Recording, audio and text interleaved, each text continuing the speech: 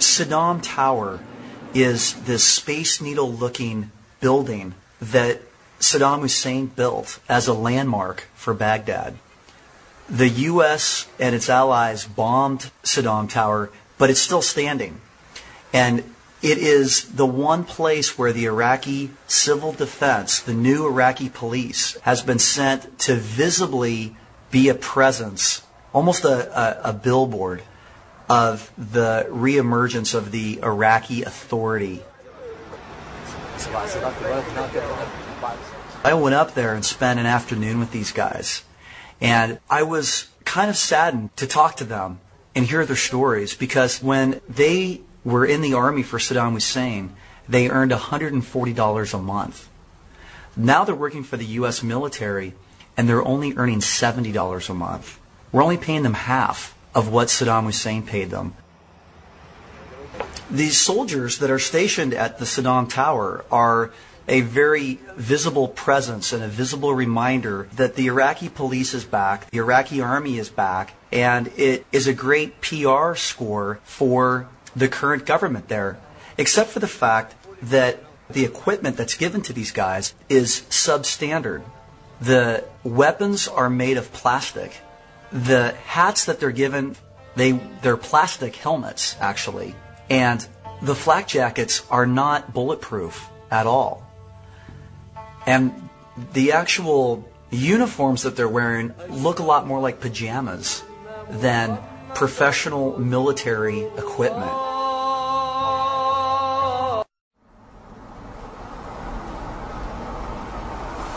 On the way home from visiting a village one day, I noticed on the side of the road all kinds of activity.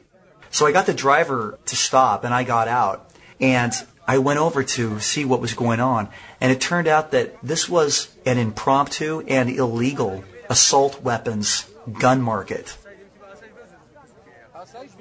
The people on my team turned around and ran back to the cars, but I actually grabbed my camera and waded in to this crowd of Iraqi men, all of which were armed to the teeth with lethal assault weapons. When Saddam's forces were defeated, the weapons of the Republican Guard and the Iraqi army found their way north into the hands of the Kurdish people. And on a regular basis, these gun markets pop up in neighborhoods, marketplaces, and even along the side of the road, like this one was.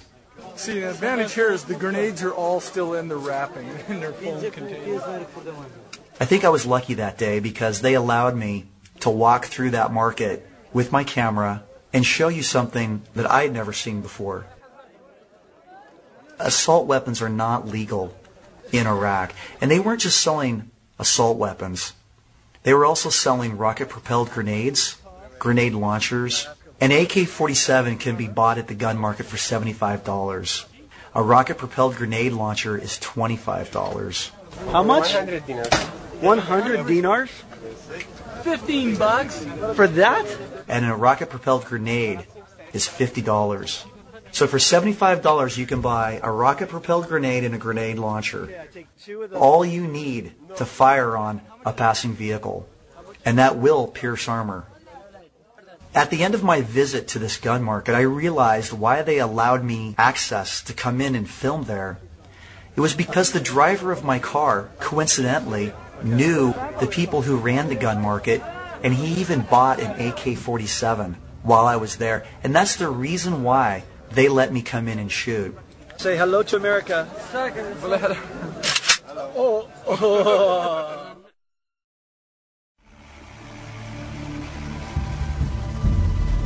I decided that the entire time that I would be with the military, that I would wear a uniform, that I would sleep in the barracks with the soldiers, the lower-ranking soldiers, that I would sleep in a cot every night.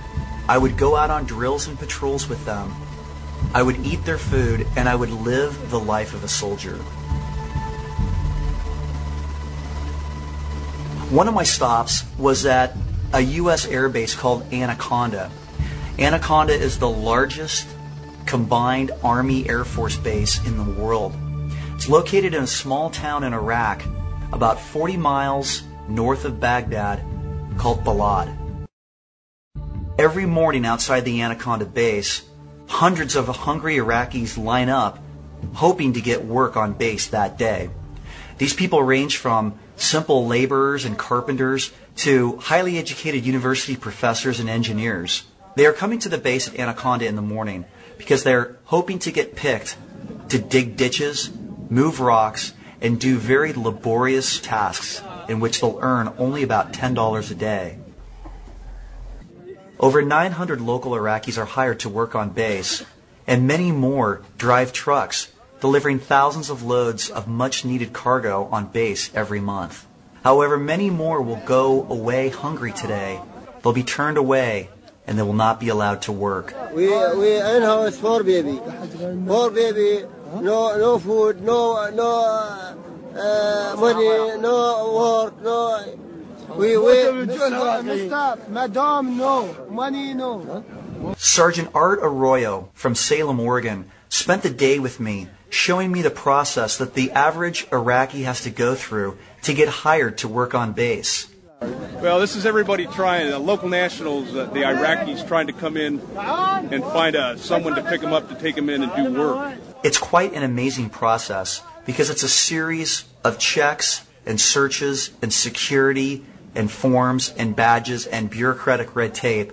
And finally, after 3 hours, ones that get chosen are allowed in to begin doing their job. Hopefully about 10 o'clock in the morning, if they haven't been picked up, then they'll start being turned away. Right, so they got 45 more minutes to hope. Right. 45 more minutes of hope. Right, guys? Right? Right? I was amazed at the amount of soldiers who work on the front lines with the Iraqi people who don't even know how to say hello or thank you in Arabic. Tomorrow. Marco. Baby. All right. Gotta go. Sergeant, tell him Bokara. Bokara. Means tomorrow. Tomorrow. Bokara. Okay? Work. Bokara. Tomorrow. Always tomorrow.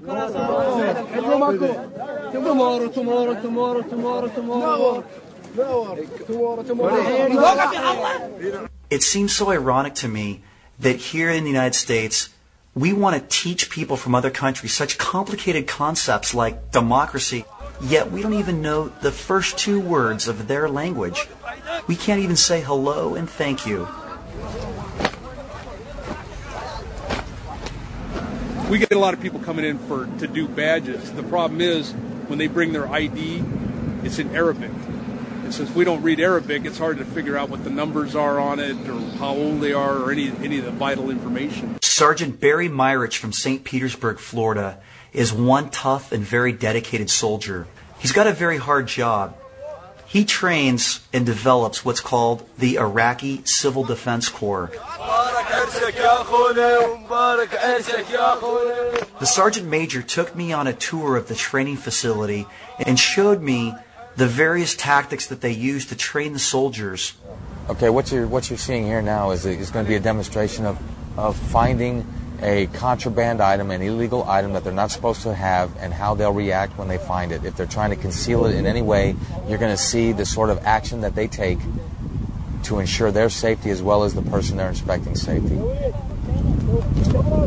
The other guys, they were all turned away so that they could not see what was going on in case there is some sort of plot to gain entry. They can't see what's going on, therefore they don't gain the upper hand, and they can't do anything to stop what's going on.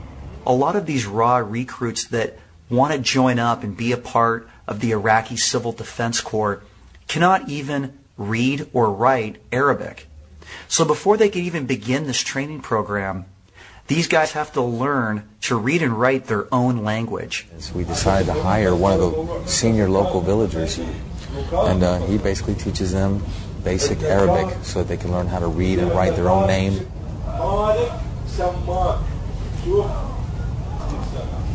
Included in the training of the Iraqi Civil Defense Corps is a lot of very interesting classroom time.